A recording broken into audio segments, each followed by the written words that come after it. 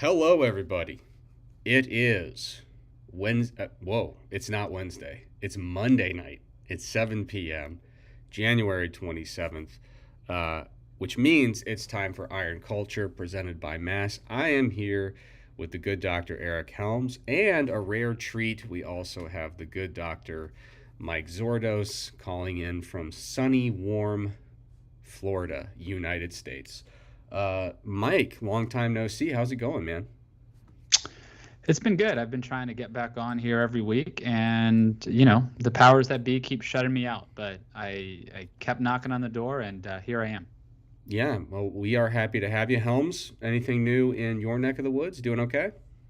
Yeah, I'm doing well, and it is. Yeah, it's not even Wednesday here in Tomorrowland. It's Tuesday, so you lost some time. Trex, everything good on your end? Um, how do I look? Do I look like a man who sleeps a lot and just doesn't have a lot going on? Do I look well rested, clear of mind? You look like somebody who is okay with whatever state they're in. I'll give you that. Yeah. Oh, I am a pig in the mud, but there's a lot of mud. There is a lot of mud. So yeah, a busy, busy, busy day. But of course, the highlight of my day is being here with the good people in the live chat. Which, by the way, folks, if you like what we're doing here, if you support the movement, and you want to make that support more official, more substantive, there are many ways to do it. You can like, rate, subscribe, review. You can catch the show live on YouTube most Mondays. That's on the Mass Research Review YouTube channel and the Iron Culture Podcast YouTube channel. Of course, we're hitting all the podcast feeds wherever you like to get them. So like, rate, subscribe, review, share, tell a friend, all that stuff. And of course, a great way to support the show is to join us in the live chat. You could actually be a part of the content creation process by dropping an insightful question in the live chat when we record. You can, of course, go to massresearchreview.com slash Iron Culture. Iron Culture. Yes. Is there a dash between iron and culture? Let's see. It's been a minute for me. Let's see.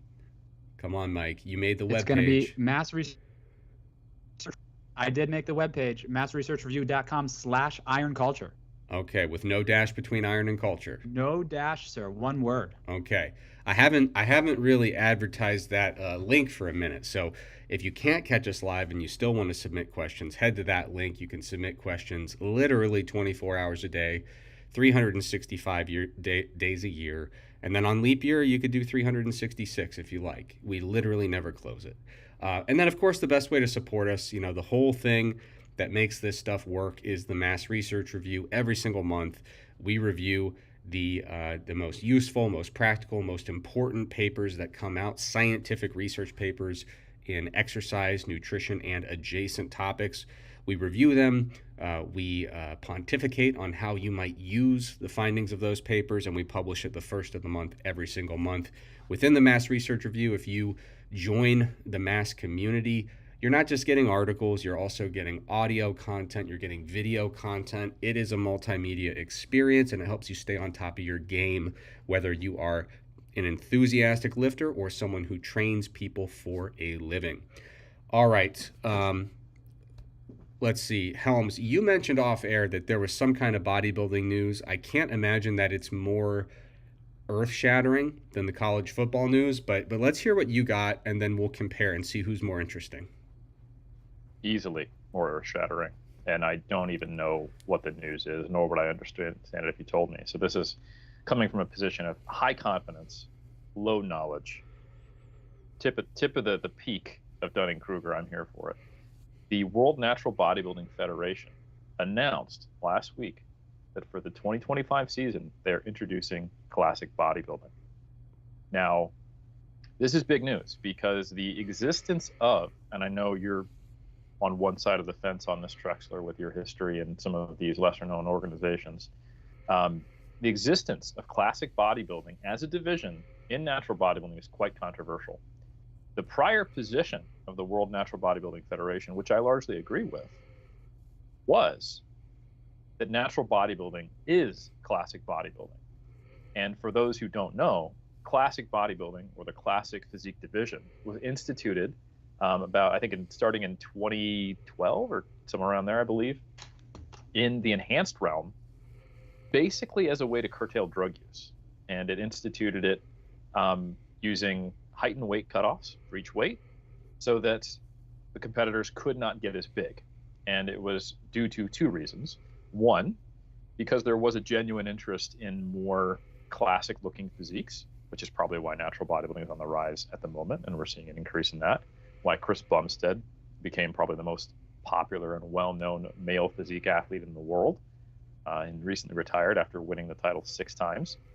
But then shortly after, enhanced bodybuilding introduced the classic division, which also emphasized posing and emphasized, these more classic lines, slightly different mandatories. Natural bodybuilding, as they often do, went, oh, I'm just going to copy my big brother without thinking about it at all, not realizing that we don't really have a drug use problem in natural bodybuilding, believe it or not, despite what YouTube says. And that we don't have 300-pound mass monsters running around in WNBF shows or OCB shows or NGA shows, etc.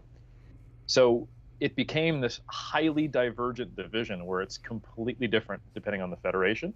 Sometimes it's just I'm going to show up not in shape division, the 8 weeks out division, because the equivalent of not getting quite as big and looking muscular is looking a little softer to try to look a little more classic.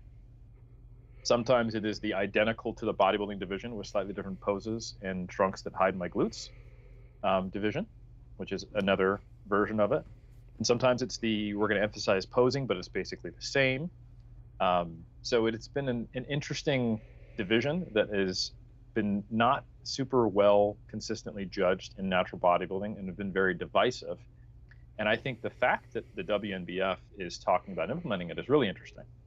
And a funny thing in the enhanced ranks, while it is sometimes like that we're not going to get as lean for natural bodybuilding, in the enhanced ranks, the classic physique guys are typically getting as lean, if not leaner, than the open bodybuilding guys, because they have to work so hard to make the height class cutoff. And for example, Chris Bumstead is known for having really, really lean striations everywhere in many of the competitors in that division. So it's funny how on the natural bodybuilding side of the fence, in some places, it has become a softer look, while it is absolutely not that in IFBB, because they're killing themselves to make the height and weight cutoff.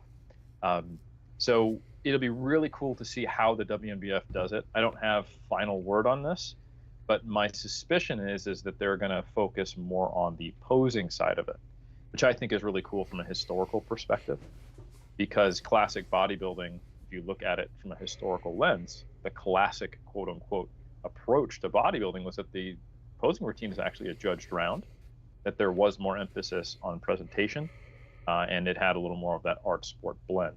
So it'll be interesting to see where the WNBF puts their emphasis and where they plant their flag in the ground. And I think it is probably going to be ultimately a good move, because there's a lot of people who do like the classic division and don't see it as completely homogenous with the bodybuilding division, even in natural bodybuilding where you don't get mass monsters. Good. So are you done yet? Yeah, I'm done. Yeah, I just want to say, after that little demonstration there, I know what you're doing, and I don't like it, and I know the audience doesn't like it. So you're taking a shot across the bow, a jab at me, because much like Bo Jackson, much like Deion Sanders, I am a two-sport professional athlete. Once in natural bodybuilding, once in natural classic bodybuilding. And for you to diminish the efforts of what I had to go through to compete at the highest levels of both sports on literally the same day is a joke. And you've made a fool of yourself in front of about 3 million good people who are in the chat. So with that out of the way, there's a lot more people in the mass research review online, because I'm in the Iron Culture and we've got 13 currently. Yeah, we're 28 in the mass research review one. Yeah. Those are 28. The scaling's all off. It's not. That's not. You're not to take that number literally. Got it. Yeah. Okay. Well, I tell you what. Donald John Trump, when he was running for president the first time, he made a comment about winning so much that you're going to get tired of winning. And at first, I thought that was hyperbole. I didn't put a lot of real stock into that. But the college football news, which people come to this show for, is that apparently there was something to that. Ohio State defensive coordinator Jim Knowles won and won and won, and he got tired of winning, and so he left. He was snatched from Ohio State by in-conference rival Penn State, notorious loser who has not been able to beat Ohio State in recent memory. So, Mike, how are you feeling about this, being a fellow college football guy? And Big Ten guy. Yeah. Also, a few minutes ago when you said, I know what you're doing, but I don't like it, you unknowingly quoted Happy Gilmore to Shooter McGavin in the bar scene, and I was very excited about that. I thought that's where you were going for a second, and we were going to go down a great path there, but we pivoted back to college football, which is always a great path. So as a fellow supporter of the Big Ten, and the only team that's really consistently beating Ohio State right now, so I'm pretty sure Michigan is the real national champion. It was shocking. How I found out this morning was I received a text to a group from none other than Dr. Zach Robinson, Ohio State grad. The other person in this group is PhD candidate Josh Pelland, first author of the big volume meta-regression that's out there. And Zach said something to the effect of, what the hell is this?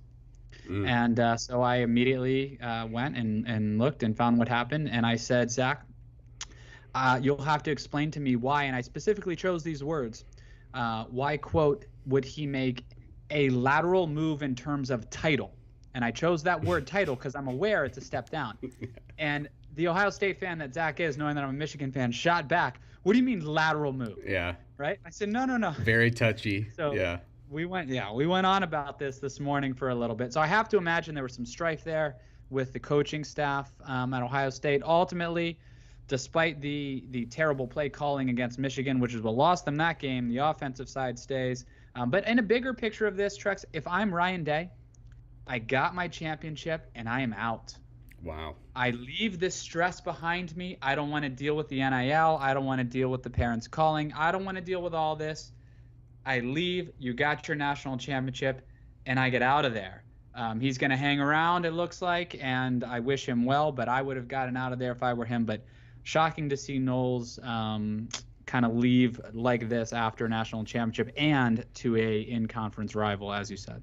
Yeah, it's funny that even though you were so delicate with the wording, you got the immediate clapback. And I think the incredible thing about college football is that you win your first national championship in 10 years, and it makes you feel confident for about 24 hours. And then you're right back to being, hyper, absolutely touchy, ready to fight everybody about your team. Like it is a 24-hour window of success before you're already back to your, crazy fan status. I said, Trex, I understand I understand he's making more money, but why the quote lateral move in terms of title? I got back lateral move, 5 question marks. This is falling down the stairs. Absolutely. Well, Helms, your eyes are still open, but they are looking a bit glazed over. So I think it's time to jump into some fitness questions. We haven't gone into the after hours question portal recently, so I do want to dive into there. And there are a couple good ones. Hold the phone. Okay. There are some other things we must announce that have recently happened. All right. And this is not, and I'm also aware that if I give more Iron Game news, that it does require more football. But I will allow you guys to maybe take a rain check on that if you're okay with that, Trex. Yes. Okay, cool. And you know what? I may even compete in Classic Physique with the WNBF this year.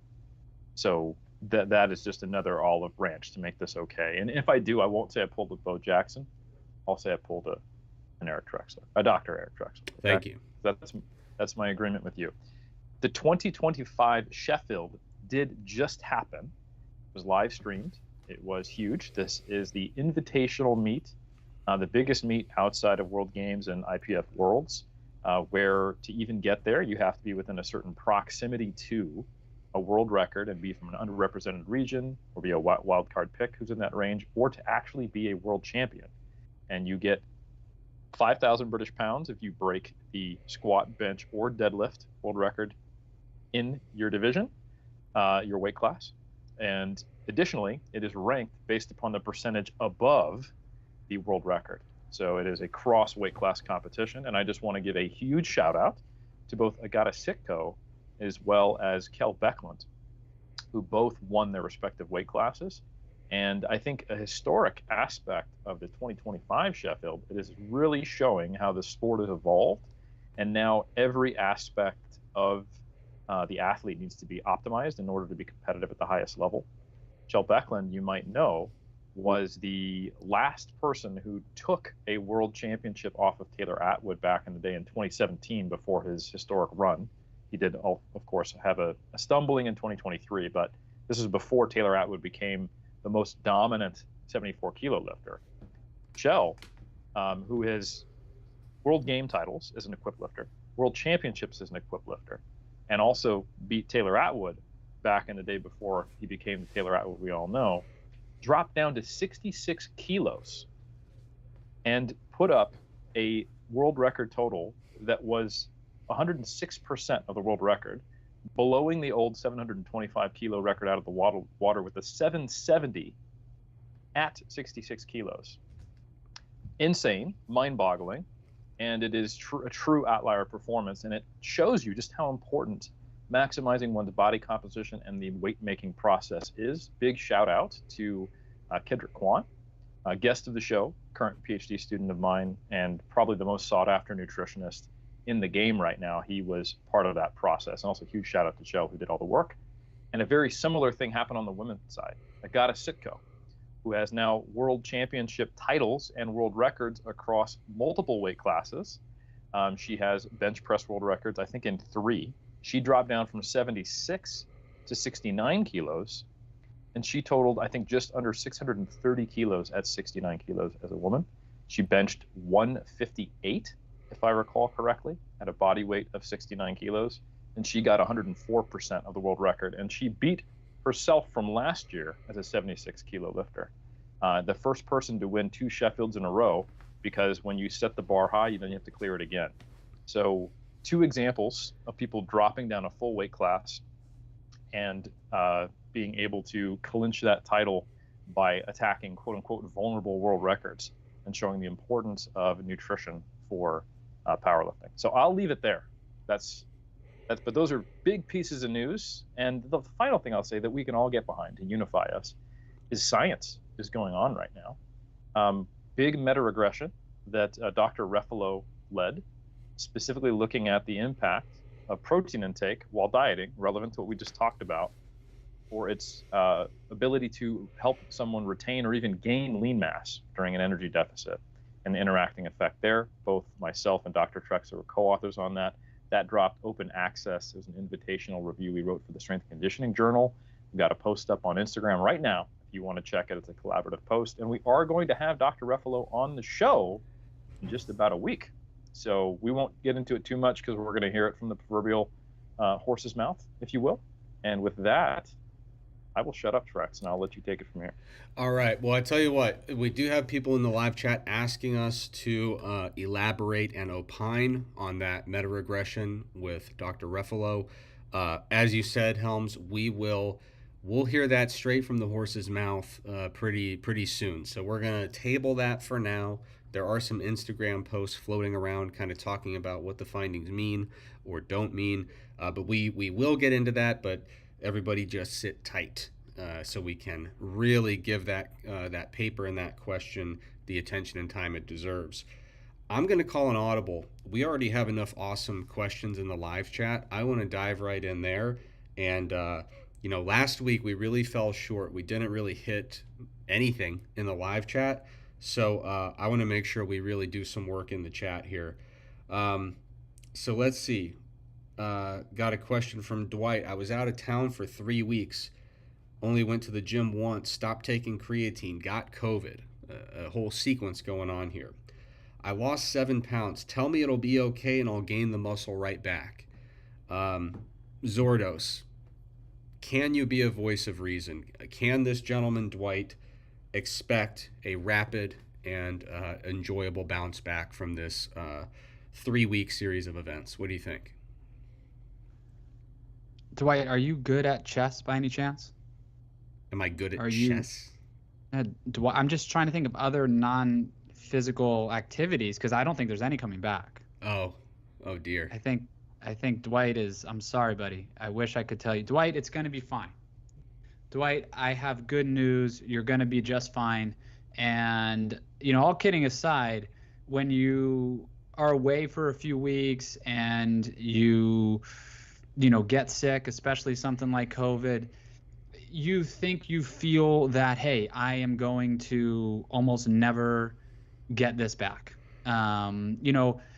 Not to I'll get into this a little bit, but to give you some context, Dwight, you're gonna be fine. I haven't told anybody this. I don't think I've told my mass colleagues this, but I got pretty bad COVID back in August, and I collapsed and went to the hospital and hit my head and cracked it open.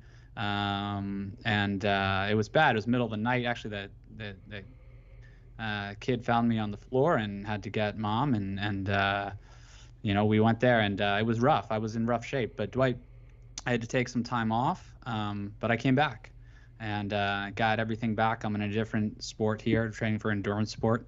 It came back. Everything came back pretty quickly. It was just fine. Obviously, there's long COVID and people can have different symptoms from that in different times, but you'll be okay. Anytime that you have to take a considerable amount of time off, you start back and it's a little bit of a struggle, and mentally you have to kind of get back in the gym and you might open yourself up to some soreness. But now after the little personal story, we can get to some of the scientific principles of this, because we do know there's detraining and retraining studies. So let's push aside the illness for a second, because I can't speak to exactly what your COVID symptoms were or if you have any long-lasting effects from that. That's going to vary from person to person, and we only know so much. So if you have a few weeks off, we know from detraining and retraining studies that if you take 3 weeks off and then you train again, you're going to be able to gain back what you lost in 3 weeks, if you lost much at all, fairly quickly. Now, if you were sick, I'm going to actually suggest you probably lost something because you were probably bedridden a little bit or really not moving around so much. So I won't go as far to say you maintained all your gains. I'd say you probably did lose some. Maybe you weren't eating as much because you were sick. You weren't hydrated as much. But once you get back into the gym, how are you going to go about it? Well, first, we're pretty susceptible to muscle damage and soreness when we get back in the gym at first, right? So that's when we get back to this principle that we've referred to a lot called the repeated bout effect, right? When you repeat a bout of exercise, you get an effect of less soreness or less damage. So what that means is after those 3 weeks off, Dwight gets back into the gym, he lifts weights a little bit, he's pretty sore, he's pretty beat up right away. So we want to use that repeated bout effect, or that RBE, to our advantage. The thing that we always miss about this concept is that you get the magnitude of the repeated bout effect based upon the magnitude of your original session. So that first week back, you don't need to do very much, Dwight. You could train maybe 30-40% of your 1RM for light, some low reps, pretty far from failure, and then you would still be less sore in week 2 than you would be if you didn't do anything in week 1. The point is, I would encourage you to start light, gradually work up to that, and then within a month, a couple months, you'll be perfectly fine. You'll be right back to where you were. So I wouldn't stress too much about it, but I'm not going to sometimes I think we like to overstate to say, don't worry, you'll be fine. And while that's true, I do want to sympathize with Dwight, because we've all been there, and it's not easy and it's frustrating.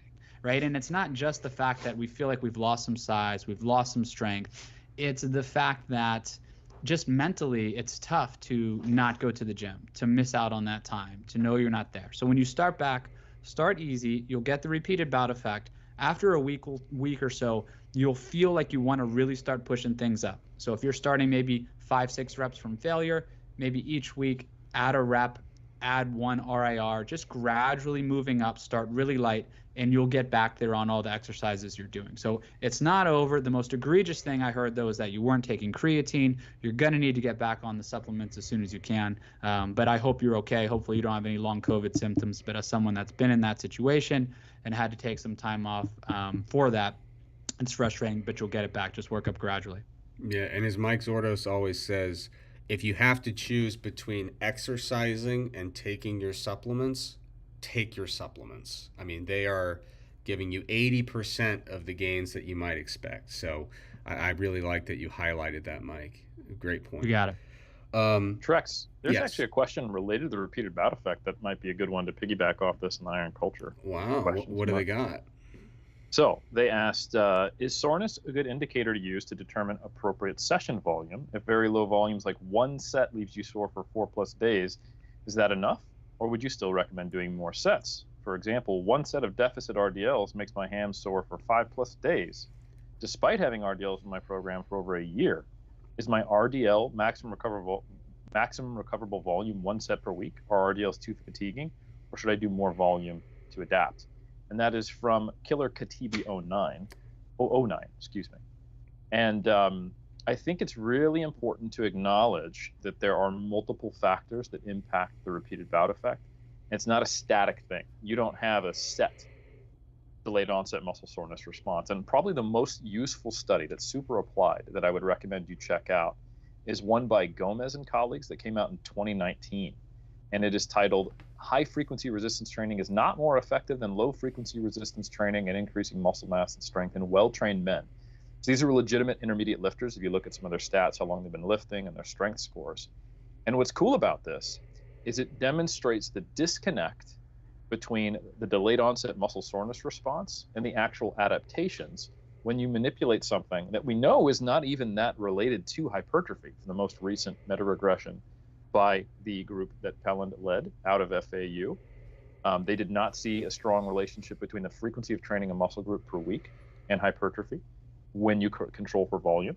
There's a very small effect from going from like a fractional frequency of like 0 to 1, but that's really just compared to a control group. So what they observed was one group was doing the same amount of volume as the other, training all of their volume in a single session.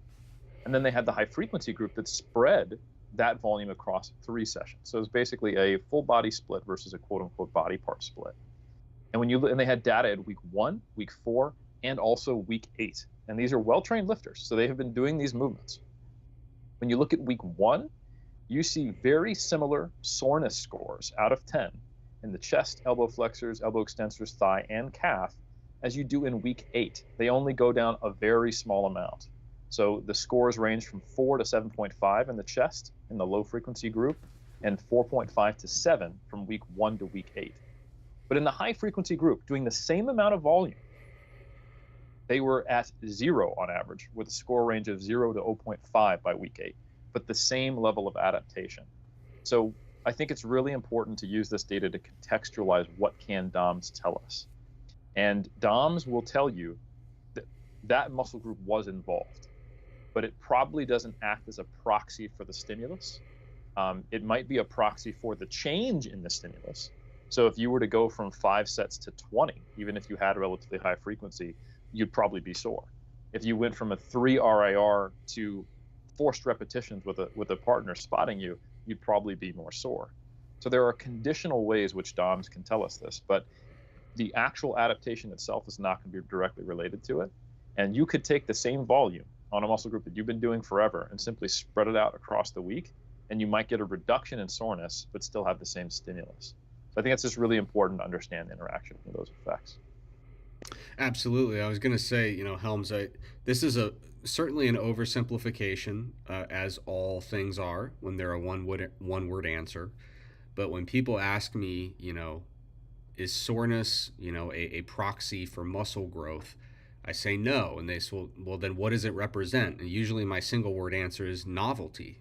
You did a thing that you're not accustomed to, which is why, people who are, months and months into very, very productive powerlifting training or bodybuilding training, I was just talking to Steve Hall of the Revive Stronger podcast, and dude is jacked. He's been like permanently in a highly trained state for like 3 years straight. And he said the most sore he's been in recent memory, I'm paraphrasing, was when he went out and played soccer for a whole day. And it's like, is that the secret he needs to unlock more growth, is going out and playing soccer? Of course not. It's the least hypertrophy inducing thing he's done in probably 3 years. But it was a novel stimulus. He was using muscles in ways they're not used to, and he got really, really sore. And I bet if he went and did, 6 heavy sets of bench, he wouldn't have a touch of soreness in his pecs, So it really is more of a novelty thing. But Mike, I cut you off. What were you going to say?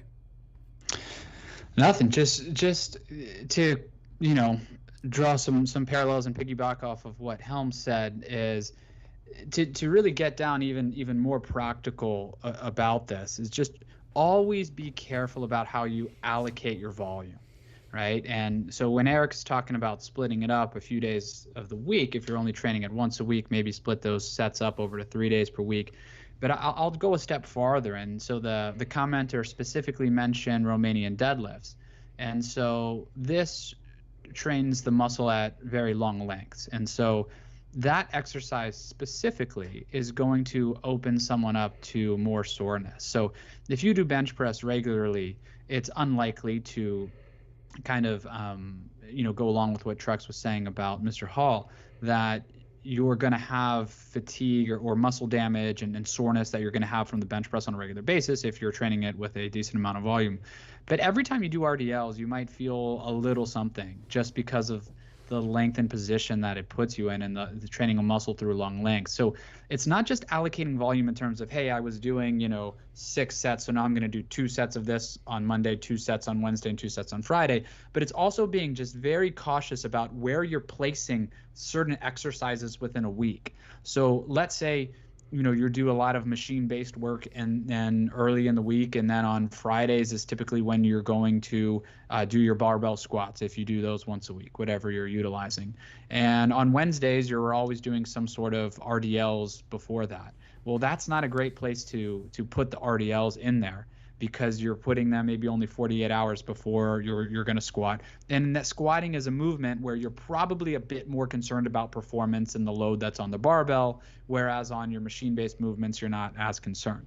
So in that case, I'd put the RDLs either, let's say, on Monday or maybe on Friday after squats, right? And then you have the weekend to recover, and then Monday or Tuesday, you're doing some lower body machine-based work. So I would say, in addition to what Eric said, which I wholeheartedly agree with, not only should you be splitting up the volume appropriately, although more on that to come in another meta-regression on per session volume we have coming out soon from the great Jake Remmert, but also how you're allocating those exercises throughout the week. So if you think of something like RDLs or skull crushers, things like this that tend to make you a little sore, just position them appropriately and allocate that volume appropriately. Yeah. The last thing I think I'll say on this trick, because I know we got plenty of questions, is I also don't want people to think that we're taking kind of like the meme evidence-based perspective on soreness means nothing and it tells you 0, that I think lacks a bit of nuance as well. Because you might have just heard Dr. Zourdos mention how, hey, the RDLs cause a lot of soreness because they train you at a long muscle length. And it's not just that you reach the long muscle length, but when you think about the lever arm, if your torso is a lever arm and the barbell is directly below your scapula in your hands, it is the furthest distance from your glute and your hamstring when they're the longest in that lift. That's also what makes the RDL a pretty good movement for hypertrophy. If you were to compare just the position of your body and not think about the load, you go, oh, well, why don't I get that same soreness from a 45-degree hyperextension? It's because you're in an altered position in space. So now, when your torso is straight and parallel to the ground, your glutes and hamstrings are in a shorter position. And I would actually expect that if you compared the hamstring and glute hypertrophy from doing a 45-degree leg hyperextension versus an RDL, with all else equal, large enough sample size, and a sufficient amount of time, we would probably see greater hypertrophy. So it is true that things that tend to increase muscle damage in the context of resistance training, which you may experience delayed onset muscle soreness from, often co-vary with the things that tend to produce more mechanical tension, which stimulates greater hypertrophy. But because of the magnitude of the repeated bout effect that you can get, and the individual variation in the repeated bout effect, it's going to be different between individuals. I attended a really cool talk earlier last week. As a Professor Antoine Nordes from France. Did they finally merge Spain and France? It would be great. Think about the food combinations we get, right? Wow. Sorry. So yeah, from Nantes University. That's what was in my head, and somehow I just dyslexified all the words. He had a really cool presentation on changes in fascicle length that you can measure in real time, actually strapping ultrasound probes to people, and even using some 3D ultrasound techniques, which are going to be all the rage in future hypertrophy work, because they can essentially give you the same data as MRI, but with far less cost. Anyway, they found in some studies, or he was reporting literature that found this, that there was moderate correlations between the amount of muscle damage someone experienced following an activity and the degree of fascicle length change during the movement. So this tells us that there is probably that mechanical component to muscle damage. There has been some messaging online that, hey, muscle damage is purely a biochemical phenomenon, the more contractions you do. And that might be a component to it. But the fact that the more fascicle length change you get seems to predict individual level increases in muscle damage tells you that maybe there is something to the actual mechanical stretching, the whole quote unquote sarcomere popping hypothesis. And it's probably a combination of the two. And that's probably why the eccentric contraction also tends to enhance the amount of muscle damage, because the individual fibers don't lengthen in a uniform manner when you do eccentric contraction. So some of them reach longer lengths than others.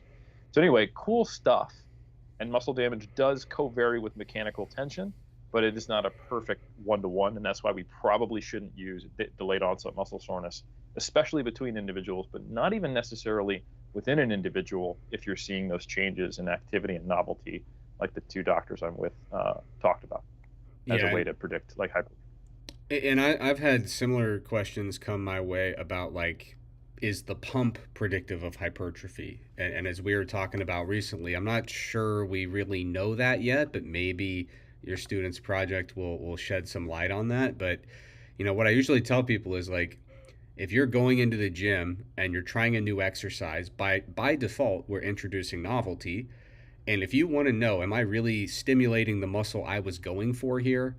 Well, if it got sore 48 to 72 hours later and you got a pretty killer pump during the exercise, like, we're getting useful information here, you know?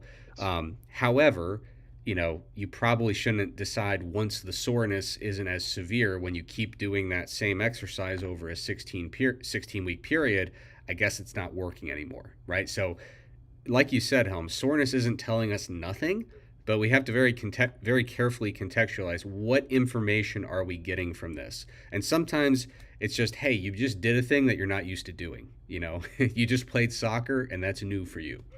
All right, Helms, I want to quickly address, we had a pair of questions about protein that I think we can answer relatively quickly. Actually, a few if I think of one that came into the after hours portal, but one person was asking, vegan diet, I'm trying to get, you know, lean protein sources, high protein diet, minimizing carb and fat intake. So that's one question. Another question was, I'm getting a lot of my protein from supplements. They're, you know, I got some kind of hookup. It's very affordable. Should I be worried about that? And then a related question was, you know, every 6-12 months or so, another person kind of reposts another story about, you know, high levels of heavy metals contaminating protein powders. So a quick little, you know, rapid fire on protein. What's your recommendation for vegans on a high protein, calorie restricted diet? What kind of sources can they use? Do you have any concerns about over reliance on protein shakes or protein supplements? And if so, are those concerns related to heavy metal contamination or something else entirely? Great series of questions. So as a pescatarian with a vegetarian wife, I do have some practical insights here, but I think, Trexler, you are full vegan, so you might even have some additional ones. Well, and we're in different. More on that to come, but yes. Okay, that has changed. You have been vegan in the past. Yes. Okay, so you have some insights as well, and we're in different regions, so hopefully we can give a useful spread of answers. But tempeh, tofu, um, textured vegetable proteins, and some of the fake meats, if you're into that sort of thing, they've gotten really, really good. There are multiple brands out there, and checking the back of the label to see which ones has a reasonably good carb and fat ratio to protein. There are some pretty damn good ones out there these days that don't taste terrible, which was not the case back in the day. You had to sacrifice on taste, calorie content, cost, or maybe all three just to get to where you needed to be. But that's definitely changed these days. Also, if you're comfortable with powders and bars, there are a lot of good options there. Pea protein, pea and rice blends, even nut-based isolated forms or mixtures there. Those are all on the table, I'd recommend for a vegan. The only time it gets really challenging is when you're dieting, because if you want whole food options, which are more filling, in my experience, they typically come with carbohydrates like, chickpeas, beans, things like that. And you're going to get tired pretty quickly of tempeh and tofu and some of these fake meat options. And you may find yourself consuming, say, more fiber than you want, more carbohydrate, more fat, or if you go the engineered food side of it, you might end up consuming more sugar alcohols in some cases, and other things that are in the vegan protein bars that are the same as they're in the non-vegan protein bars. So it is a little bit challenging when you're dieting, but I think outside of that, those are what I would generally recommend. Trex, is there any other ones that you think are quite good with your experience? Not really. I think it is important to kind of recognize, like, it is hard. I think, like, sometimes people that are really enthusiastic about promoting plant-based diets, they may be, not because they're being disingenuous or dishonest, but they kind of gloss over how difficult it is, specifically when you're on a very calorie restricted diet. Like, is it that hard to go vegan these days when you got plenty of calories to play with? Not at all. I mean, like, especially when you consider how good some of the plant-based meat alternatives have gotten. Like, it's kind of a walk in the park, and you can go back in archives of me when I was kind of, still vegan. I'll elaborate on that in a minute. But I was like, this is super easy because, like, yeah, it was great. Like, I had plenty of calories to play with: chickpeas, lentils, tofu, fake meat, you name it. It was totally fine.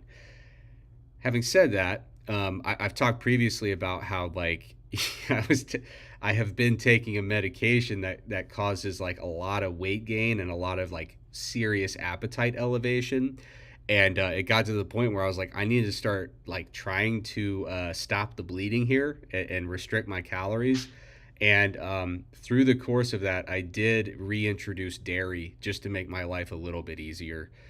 So now I am still very strictly vegetarian, but I do incorporate dairy so I can do more low-fat cottage cheese, fat-free Greek yogurt, things of that nature, just to make my life easier. I do use a lot of whey protein. And Helms, I think we were talking a million years ago about how even back then when you were in prep, you had mentioned that your protein sources did tend to shift a little bit, where in the off season, you didn't rely as heavily on, I think it was dairy and fish. And then as you got more deep into contest prep, it kind of became not a necessity, but definitely a big quality of life booster. Made your life a lot easier, I would say. It did. And even since then, there has been more low fat, low carb alternative meat options that have become available. But some of them do give me, just to say it nicely, it makes me fart a lot. Mm-hmm. If I consume a crap ton of some of the textured vegetable proteins that are low in fat and low in carbohydrates. I'm not sure which one it specifically is, or I couldn't isolate it very effectively. So yeah, the quality of life aspect there, I would opt for a low fat, like a skyr or a Greek yogurt or a strained yogurt, or potentially egg whites or something like that. Yeah. And I think one of the things, like, this is all about lowering barriers to entry and reducing friction to make this easier. And sometimes these are self-imposed barriers, generally, but not all the time. People typically fall into deciding to be more plant-based for a couple of reasons. I think probably the minority of people who follow iron culture en masse would do so because they believe it's a scientifically advantageous diet for performance or body composition. And that was probably at its height around the Game Changers documentary, which you did some great science communication around Trex. So I don't think I need to address that. I would say that I think you can get to all the same outcomes for sport performance and body composition change, but it requires a little more work in these certain circumstances, so long as you meet your protein requirement and some of the associated micronutrients and things like that, creatine, et cetera. Other people will believe from a scientific perspective that it is healthier. And I think when we evaluate all the scientific literature on this, it becomes apparent that plant-based diets are health promoting because they include a lot of micronutrients, fiber, and a lot of things that are good for you. But it is not the presence of meat when all else is controlled that is necessarily a negative, unless we're talking about like charred, processed red meat in high doses. I would not venture a guess that a lacto-ovo-vegetarian diet is less healthy than a vegan diet, nor a pescatarian diet. And it could arguably in some cases be better for certain outcomes because you're probably getting a better complement of fats as an example. So it is really the presence of these plants that is helpful rather than the absence of meat, especially when we look at long-term diets. So from a health and performance perspective, it's not better.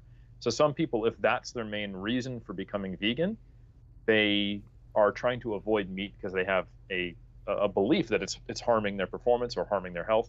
That's not the case. So that's one barrier removed. A much more common one, especially in our audience, is people who are doing this for ethical reasons, either because of how they want animals to be treated humanely, or because of the potential effect on climate change and related to the manufacturing process. I'm not very well informed on either of these extensively, but to some degree I am, because the reason I chose to be more plant-based is for ethical reasons that largely fall into the primary category, where I'm much more confident in my understanding of, say, factory farming and treatment of animals.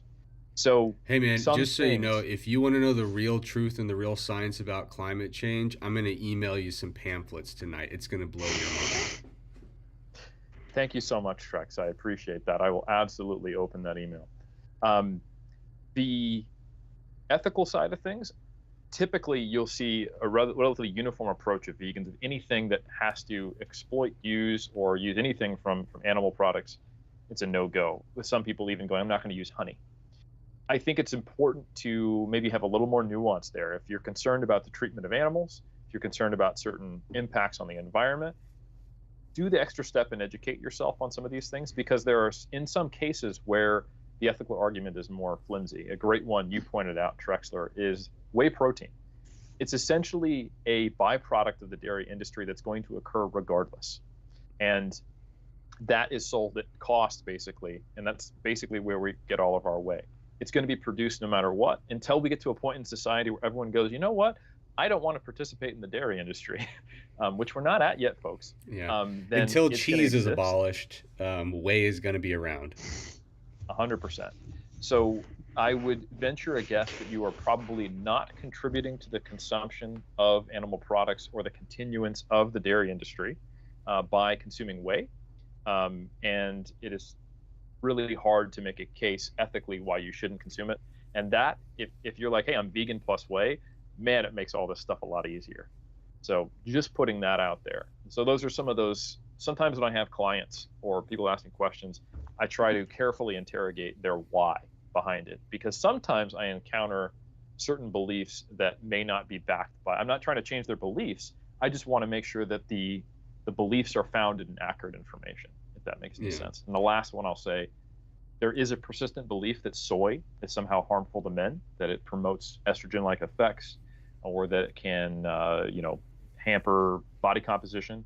And that has been pretty consistently disproven with all the highest quality data. And I am not concerned about soy intakes, even in relatively high amounts. So I know there are some guys, especially, who go on a plant-based diet, but they try to avoid tofu or tempeh or things like that.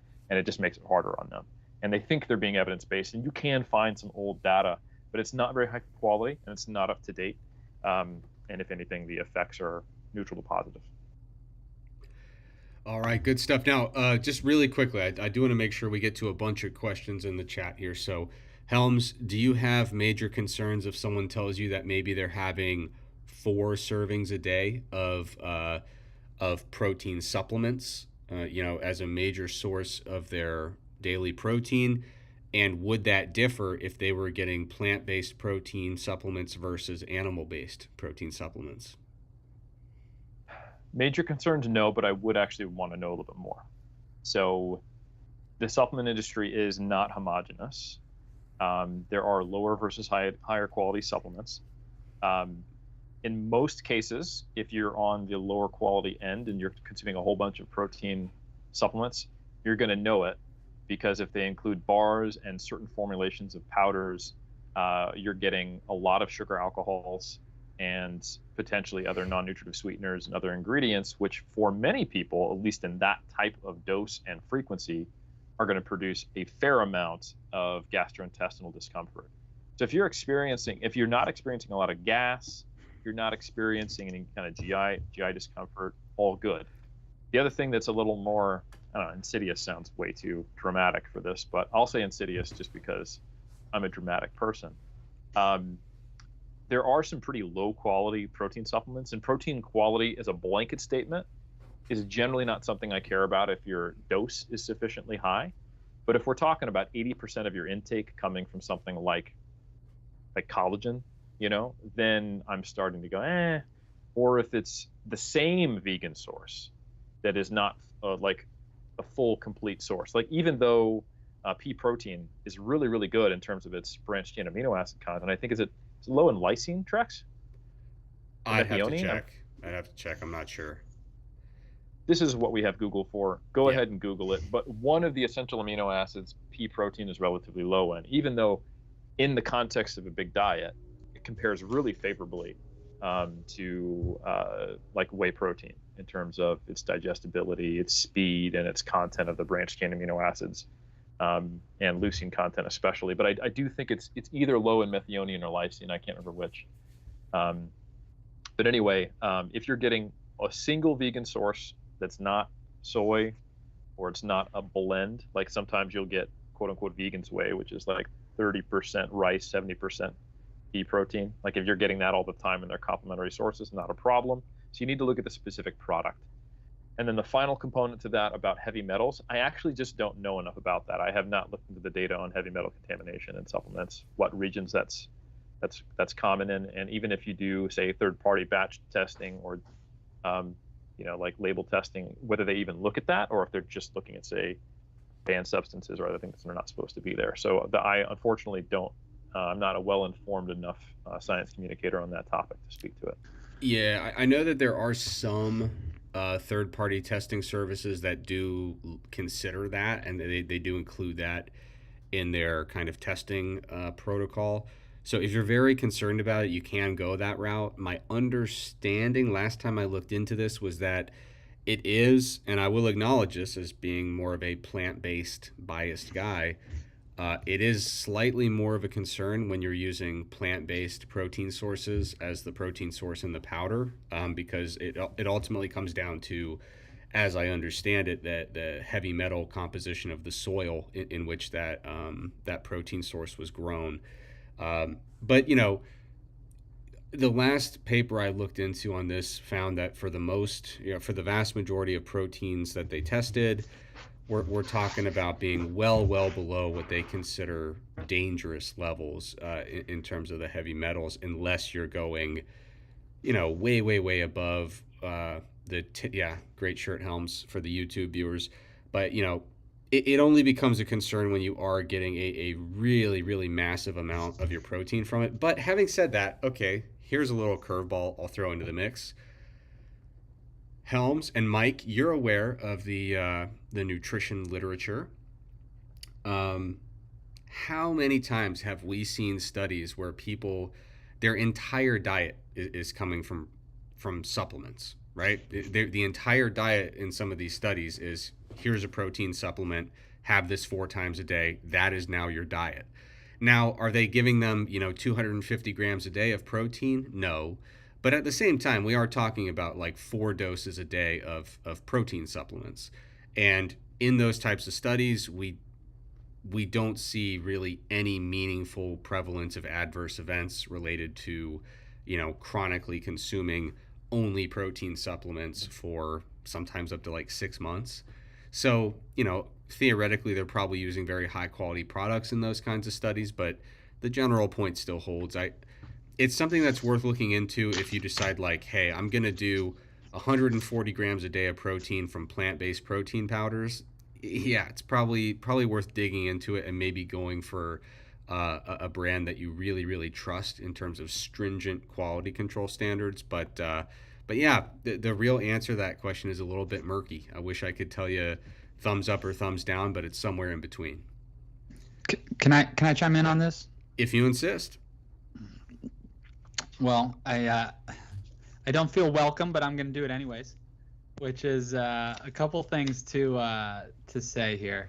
One, Helms, you talked just a little bit ago about it's not the presence of meat unless it's charred and red meat that's causing these issues, right? It's the presence of the kind of some of the cornerstones of the vegan diet, if you will, right? So I'd make this analogous to there's a lot of lifters here listening. Somebody say, hey, this endurance athlete has better cardiovascular health. See, they're not doing any weight training.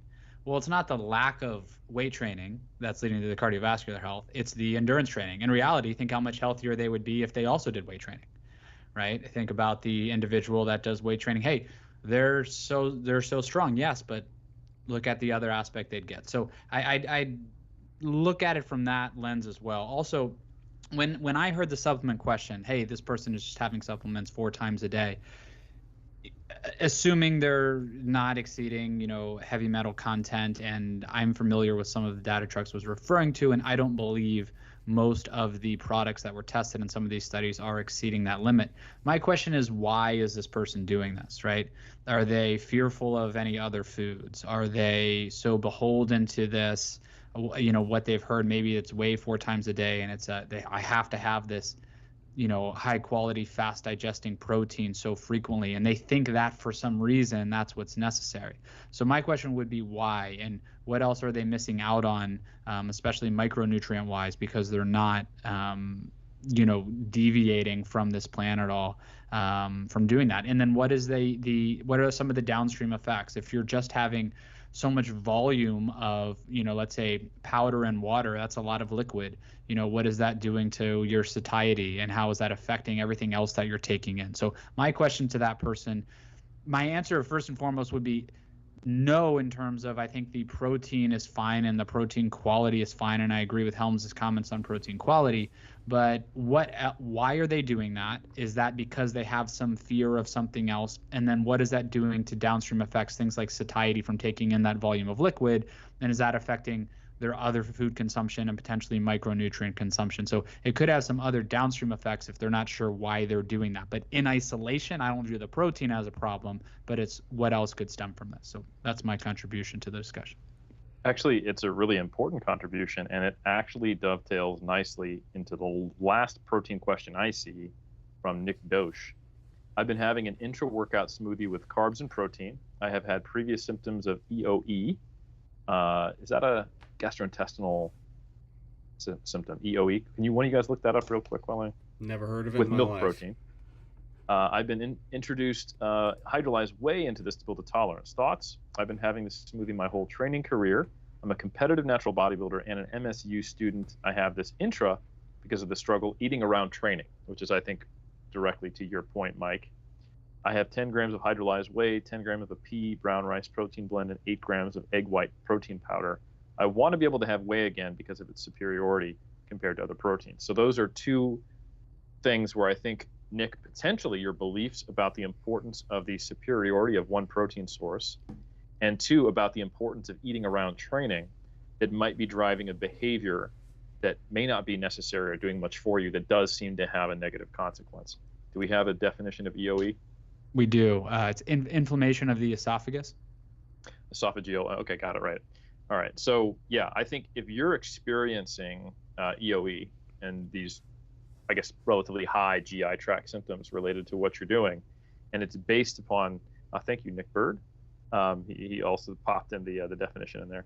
And you believe it's because, okay, I need to eat around training, but it's hard to do so, and I need to have high quality protein. I think we need to establish two things. One, if you're consuming an appropriate total daily protein intake and an appropriate protein spread, which I'm actually angry to learn this, the bar is really low, because I spent the entire first 10 years of my career making sure that I got at least 5 servings, equidistant protein, sandwiching my workouts for the longest time.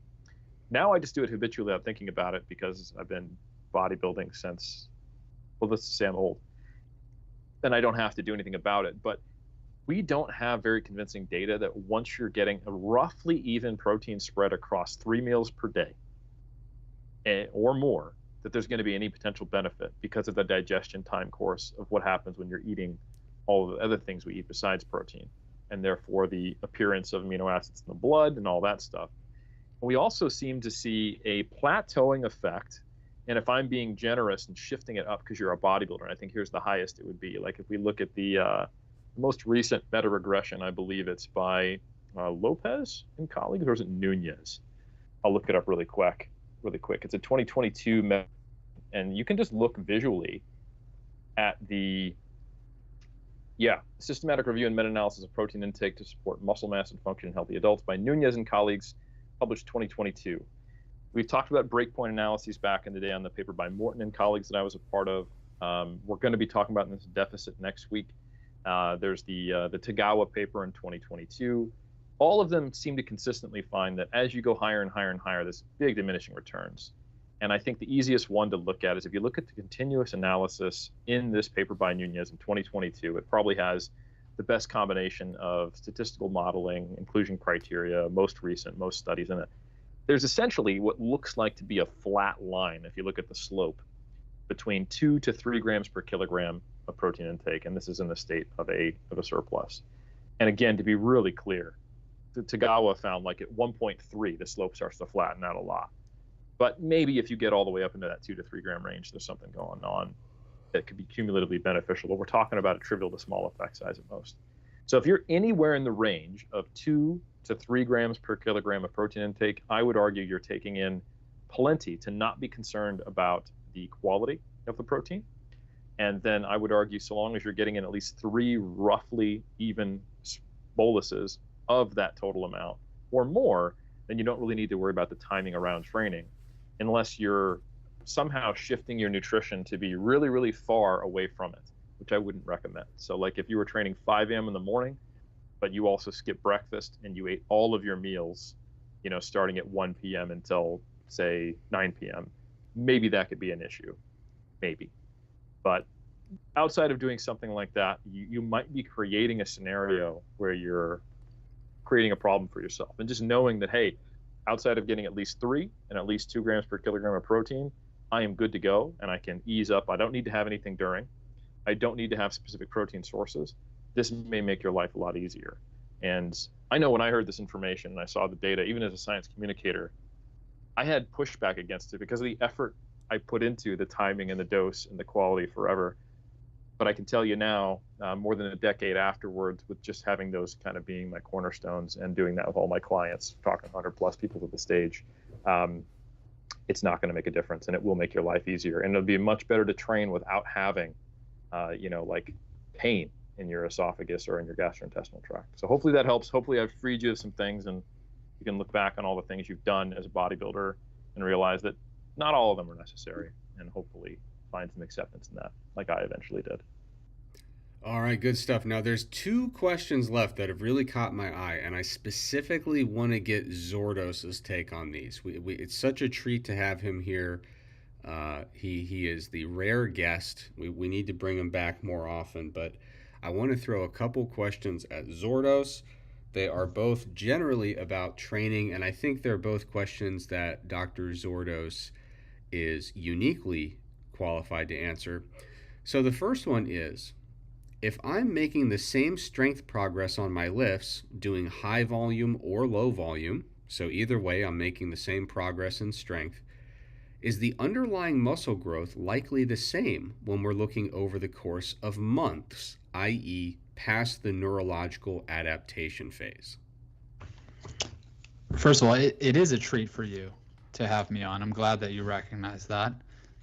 You know, I was told the last time I was on here, when Iron Culture became Iron Culture presented by Mass, that I wasn't really giving off the spirit of the show, which was I wasn't being self-promoting enough. I wasn't being conceited enough.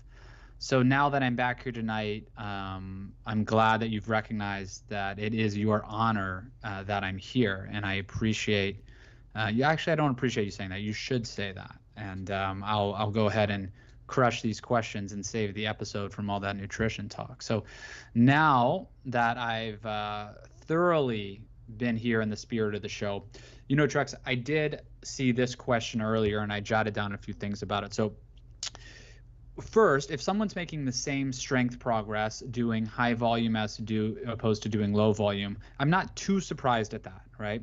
So just taking that first, saying, hey, hypertrophy aside, which I know is the crux of the question, and we're going to get to that, but just saying, hey, we have high volume versus low volume, and I'm making the same strength progress. Somebody might say, well, why wouldn't you make greater progress with higher volumes? Well, as Helms pointed out earlier, if we have the now famous Pelland meta-analysis, meta-regression, we can see that there is a relationship between volume and strength gains, but it's not nearly as strong as the relationship between volume and muscle growth. And so, you know, there was an older meta-analysis from Ralston now, and you're getting into 5, 6, 7 sets per week or so for strength, you know, on a certain exercise, and you're really maximizing to the most part your strength progress. You might still see some benefit after that, but the vast majority of your strength gains are coming from increasing from 0 to 1 set, 1 set to 2 sets, 2 sets to 3 sets, right? And then after that per week, that's when that added volume is really doing more for muscle hypertrophy. So I'm not too surprised that someone would make similar progress with low volume on strength and with high volume. So now, after that, to get to the hypertrophy part of the question, which is the underlying muscle growth likely the same over the course of months, meaning past the neurological adaptation phase? So my answer is no, or at the very least, you can't say. But when we say past the neurological adaptation phase, now I'm thinking, okay, somebody's asking from the beginner mindset once they're getting out of the first few months or so of training or so forth, right? So, okay, they get past that. And then I'd say over the first like 8, 10, 12 weeks, right, of training, you're having muscle growth. It's not as detectable in the research, but it's still occurring, and then you can visually see it in some people. But in the short term, let's say 10 weeks, we don't really observe muscle growth to do anything for strength, right? That doesn't mean that the relationship and even a causality isn't there over the very long term. I think that it is. But the debate that has raged on over the past however many years now, the one thing about that debate that I think is good is that it is true. We don't observe this in over 8, 10, 12 weeks, that muscle growth is causing strength gains or is related to strength gains over that initial phase. Don't conflate that with me saying I don't think it's related or causing strength gains over the very long term. I think it is. But if we continue on past that neurological phase and now we're getting out into some months of training, my answer is I don't think that the growth is going to be the same, right? If we qualify what we mean by low volume, let's say we mean something at low volume as 7 to 8 sets per week on a muscle group, as opposed to 15 sets per week on a muscle group. I think the 15 sets per week is a much safer bet. You're going to see more growth over the long term. Over the course of a month, will we notice a difference? Maybe, maybe not. Over 2 months, but the longer out you go, the more I would bet on that high volume winning out. Are there reasons why high volume might not be the way to go at some points than the others? For sure, right? That person has a lot of stress in their life. They're not sleeping very well, whatever it may be, and they're not really in a position where they can handle all of that volume at a certain time.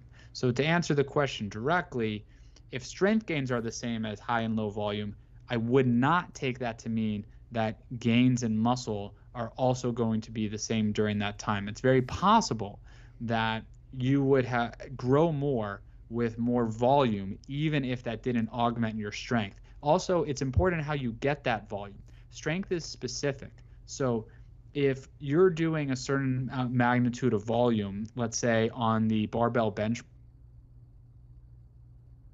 and then you keep that low volume, but then you add on assistance movements or other movements, you're going to get significantly more growth probably with that higher volume. But if you were to just then stay with the barbell bench press at that only bench press sets, right, your strength would be the same, and that those other exercises may not be augmenting that strength because strength is specific to that exercise. So I don't think you can conflate those. I don't think you should conflate those.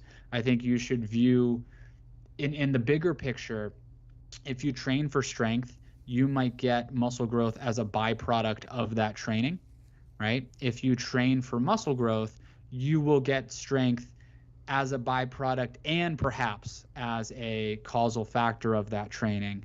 But over the longer term, I wouldn't say your strength is indicative of your muscle growth, to take the question down to its most basic form.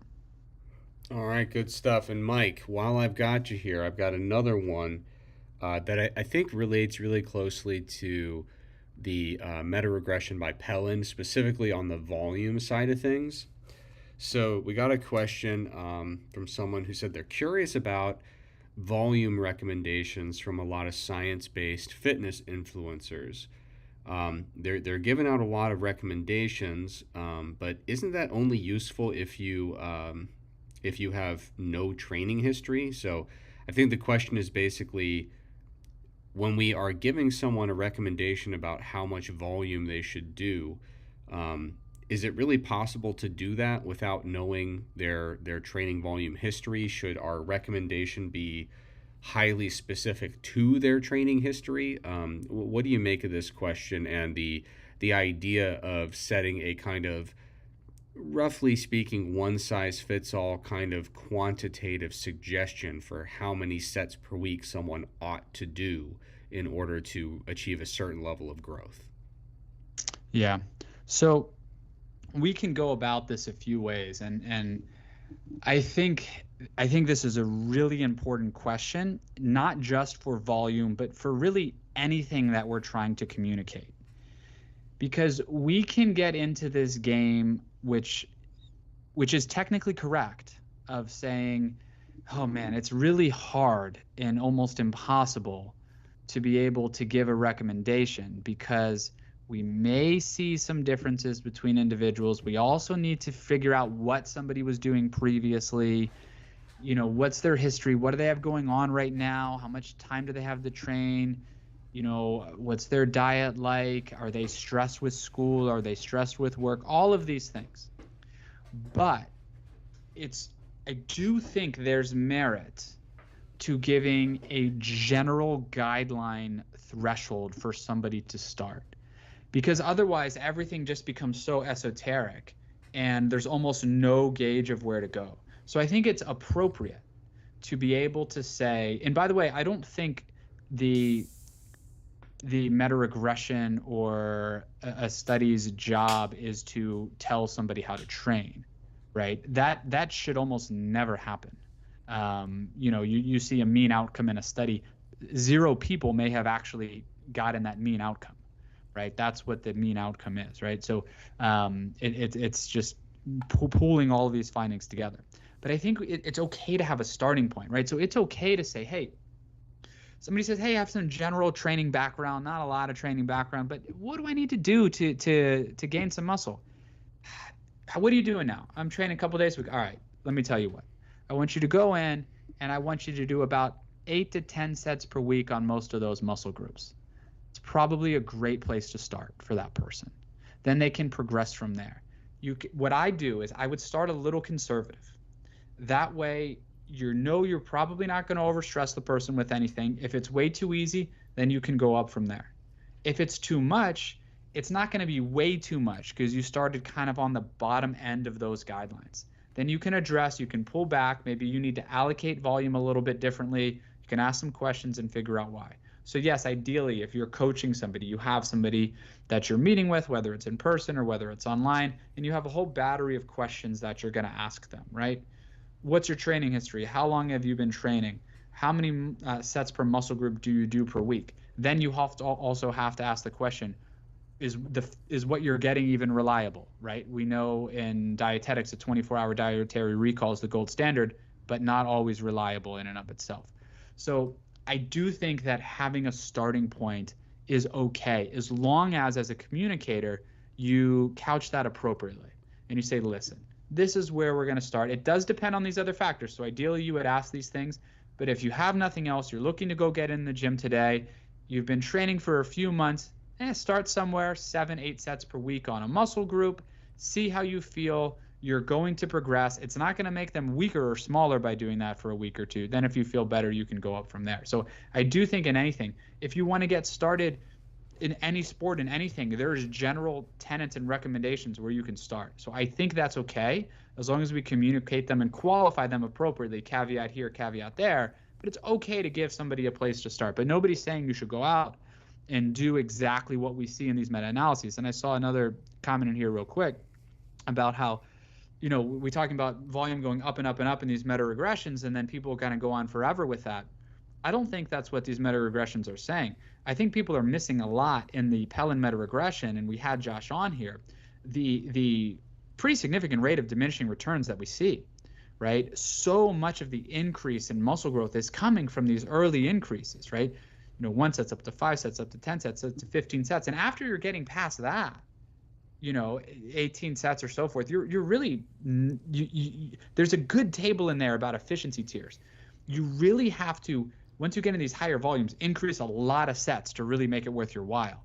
And then can you do that? The other thing I would say is, even if, and I've written in mass about this before, even if we're going up to 40 some sets per week or something like that on a muscle group, and somebody's suggesting that we do that, okay, that might be okay for a short term, but that's not an all the time thing, most likely, right? I would then say, all right, we probably want to do some sort of volume cycling, right? Why is this the case? Just practically maintaining that on all muscle groups at one time probably is going to be a bit too much, right? Sure, you could have fatigue. You might just not have enough time to train. Your motivation might wane after a while, right? So there's so many things that can go in there, and we can go all day on this topic. But to get back to the main point on this, which is, I think it's okay to have general recommendations as long as the general caveats do apply and we communicate them appropriately. But nothing wrong with the starting point. Yeah, I actually Go ahead. Yeah. You go ahead. I was going to say, I was going to kick it to you after making a short comment. True story, verifiable fact with evidence. I actually gave a lecture today because I'm teaching this semester. And in that lecture, I covered the results of that Pelin meta-regression. So the brilliant students at Duke are now getting the same education one might get from an Iron Culture episode, which is quite the compliment. But basically, the key point that I told my students, we show this, that classic kind of figure, the instant classic figure showing volume relative to weekly set volume. And they're like, so what's the point? What's the takeaway here? And my answer was 10 to 20 sets is plenty. That's really, like, for a lot of people who look at that figure, kind of the key takeaway. It's not necessarily, well, the x-axis goes up to 43, so I guess do 43 if you want the most, right? Usually, a very careful, nuanced interpretation of that figure and the corresponding table leads you to believe 10, 15, 20 sets a week is plenty, if not more than plenty, for the vast majority of people. And then there's going to be some unique scenarios where you might consider going beyond that, while acknowledging the pretty severely diminishing returns and the pretty disproportionate cost in terms of time and effort that you're putting in to get those slight incremental improvements and gains. With that being said, Helms, I put you in timeout to give the good Dr. Zourdos some time to shine on a special day. But I do want to kick it over to you because you look like you have so much to say. You looked like you've been in physical pain for the last 10 minutes as Zourdos has gotten his moment in the sun.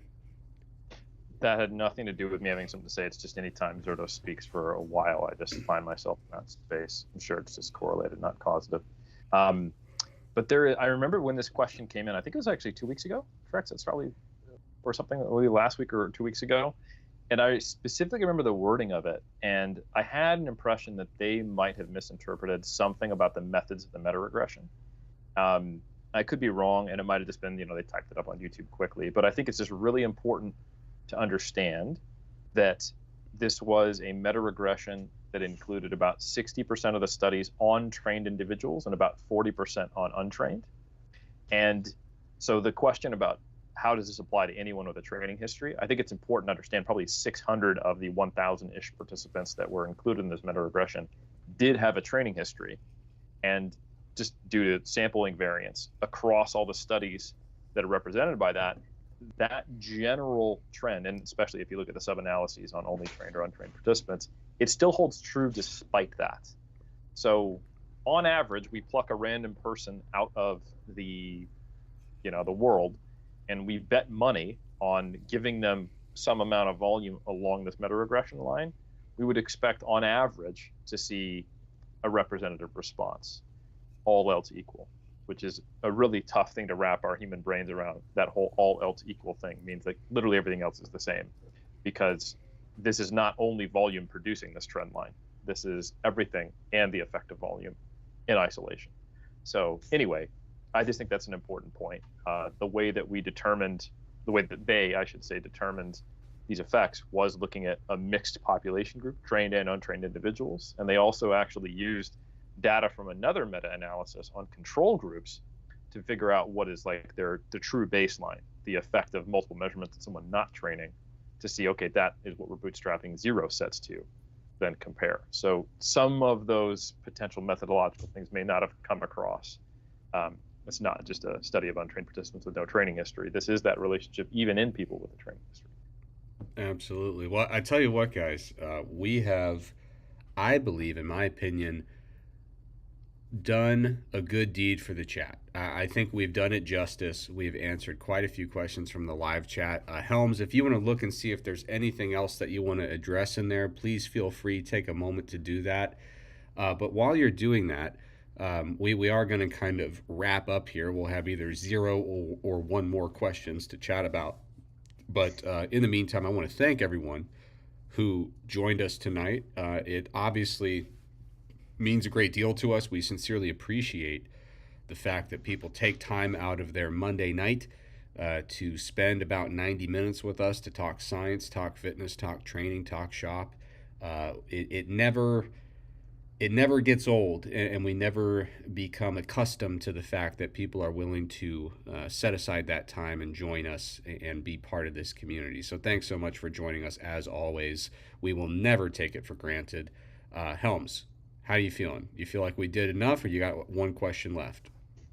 There's one that'll take way too long about whether we should view body recomposition in a certain way or not, because that's a whole episode. But there's actually one that I think, Mike, you recently looked at this, so it might be good to kick it over to you. Any tips on how long before bed I should stop eating for better sleep quality? And are there any things that are better to eat in the evening than others for sleep quality? Because I know we just wrote a quick takes on that for the upcoming issue. You said you dove into it. I know what I've read, but I haven't looked at the updated research on this. Any thoughts? So yeah, a few. You may be a little bit better than me. So in the upcoming issue, we have some pretty monstrous articles coming out. I really like this issue that's going to drop here on the last day of January, right? It comes out February 1st technically, but a little inside baseball. It's always going to come out the last day of the month. And we have some quick takes. So quick takes are little 1-pagers we've been putting together just to provide a little bit of extra info in each issue. And we have one on beta-alanine, we have one on time-restricted feeding, and we have one on sleep. And I was able to put together the one on sleep from scratch, and then we all, of course, edited it. And one thing I noted is I was going to put something into the quick take on macronutrient distribution and sleep. However, when I got into the literature, I saw some previous articles that we had written in mass, and I got through those, and read some papers suggesting that higher quality protein and more protein in your diet was related to better sleep quality. Then I got into some newer studies that contradicted that. And I did not feel comfortable adding that into the quick take. So I focused the quick take on sleep recommendations, sleep hygiene, good habits is getting in bed, turning off the lights, things like that. And so I would say that if I was forced to put something in there, potentially ensuring an appropriate macronutrient breakdown and a sufficient amount of protein specifically would help with sleep quality. However, not being an expert in this area and getting into some of the newer literature, I thought it was somewhat contradictory to what I thought I knew. Thus, I didn't feel confident putting any conclusive statements down on paper. So I'll leave it at that. I think it's a great response. Love the humility. And I would say I'm relatively unconvinced on the protein data. Trex, unless you know something I don't, the one thing that does seem relatively consistent is that eating large energy contents, so basically big meals with a lot of calories, especially that seem high in fat and carbs, like we said, that unclear relationship with protein within an hour or two of bed does seem to have a negative impact on sleep on balance. So if you are going to eat something before bed, I would keep it to, and this is completely pulling a number out of my butt, 10% of total calories or less, and primarily have it be from a protein source if you want that, or if you need it to hit your protein target, or maybe just don't eat in the last couple hours before bed. And the way to do that, right? I think all of this gets at a bigger picture. The way to do that is to make sure you're eating sufficient calories throughout the day, right? Because what typically happens, right? They're trying to eat in a deficit, or they're don't want to eat too much, and then all of a sudden they're in a huge deficit. They're starving at night. All they've done is eaten lean foods all day, and then they're just go raiding the kitchen, and that's when they're putting in 30-40% of their total daily calories at night, a lot of high fat content at that time of day. So I would say obviously on the money, but the way to do that is to ensure you're eating appropriately throughout the day. And as you can see, Skype agrees with me. Yeah, and if I may, gentlemen, I think if you really wanted to go out of your way and hedge your bet and say, I want to eat in a way that messes up my sleep tonight, there's a pretty clear playbook for that. You would have an extremely large meal, extremely close to bed, and it would particularly check two additional boxes. It would be very high in fat, and it would be extremely spicy. That is a recipe for disaster. You are not going to have a good time. So those are kind of like how to do everything wrong. And when we look at how to do everything wrong, we get some hints about how to do things right, and so we can kind of work back from there and say, okay, if you're going to be eating close to bed, if it's just like a little protein heavy snack, light on the calories, honestly, I can tell you from experience, I can have some cottage cheese, some low fat cottage cheese or a protein shake 15 minutes before bed. No big deal. I cannot have a big spicy fatty meal 15. If I go lay down, I'm going to have heartburn in 10 seconds, right? So that's one thing. Another thing that I'm going to throw out there, a little curveball that I think is lesser known because I didn't know it until perusing some interesting papers literally 2 days ago. But apparently there's been a couple little papers sneaking around out there that have been indicating that there may be some relationships between electrolytes and sleep quality. So a couple studies indicating that excess sodium intake may impair sleep quality. A couple studies, and normally I would look into that and I'd say, well, high sodium is usually correlated with a pretty crappy diet across 100 different, things, if you're eating a diet that's all prepackaged, ultra processed foods, you're getting a lot of sodium. But one of the things that gives me pause with my cynicism and skepticism is that there are also some papers, like I said, too much sodium, sleep disruption. There are also papers hinting at the idea that inadequate potassium may also lead to some sleep disruption, and specifically that this is perhaps more pertinent when we're looking at the kind of nighttime intakes of sodium and potassium. So if you're telling me that there is a research hinting at this idea that proximity to bed matters, and you're telling me that too much sodium or insufficient potassium matters, and we know that, and, crack open a physiology textbook, those two are playing tug of war across like 900 different body functions. So for me, when you include the temporal element, the kind of timeline aspect, and this kind of contrasting effects with sodium and potassium, that's where you really capture my interest in terms of just like, basic biological plausibility. You're kind of checking some of those boxes for me. Now, am I willing to give a definitive conclusion on what I think about that literature? Absolutely not. I need to dig into it. All I've learned in the last 2 days is that it exists and that it's kind of interesting to think about.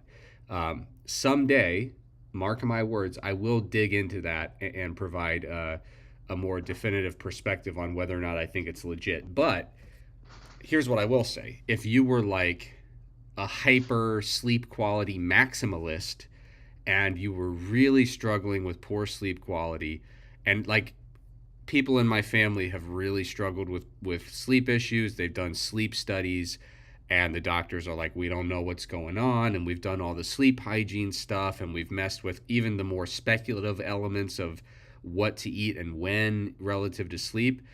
If you're at your wit's end and you're like, I just want any other rock to turn over because I just want to feel like I'm at least trying things that may have some plausibility, it's something worth considering, is looking at your total day sodium and potassium intake. You're never going to regret, most people on a Western diet are never going to regret having a little less sodium and a little more potassium. And especially if you look within maybe the 6-hour window prior to bedtime, it may be another rock that you could turn over.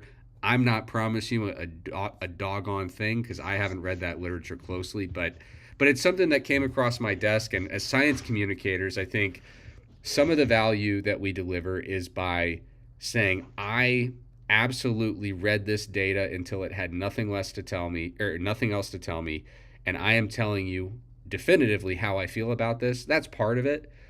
I think there's also some value of saying like, hey, here's some weird thing that I've never heard anyone talk about that seems to be kind of catching some steam in the literature. So that's where this is, and eventually I'll actually like look into it. Well, I can say that I've had some particularly bad nights of sleep after getting a late night Indian meal. And I think about it, it's like high fat, high calorie, high sodium, and I'm not always getting the dish that also has potatoes in to push that potassium up. So that could have been the thing. So, hey, folks, if you want to make sure you don't sleep well, order that Indian hot lamb Rogan Josh with garlic cheese naan and ask him to hold any inclusion of potato in there. And just go to town and make sure you eat it till the point of discomfort and then try to go directly to sleep. And by the way, it pairs well with Indian? A nice cup of joe. And I think you will have just an amazing night of sleep. Yeah. Well, what I usually do every 4th of July is I'm a huge fan of the hot dog eating contest. And I'm one of those guys. I like to feel like I'm part of the show, part of the game. So what I do is I can't eat 66 hot dogs in 12 minutes. So I give myself 24 minutes. And so before bed, usually on the 4th of July, after watching it and kind of enjoying it, then I'll do my own little run through, and I sleep terribly after I eat. Honestly, even any number of hot dogs over 40 late at night really messes with my sleep. So it very well could be the sodium. Yeah. 39's okay. Yeah. Well, I mean, I don't think I've ever hit 39 on the nose, but I just noticed whenever I really tap into the 40s, 50s, and 60s, I come to regret it.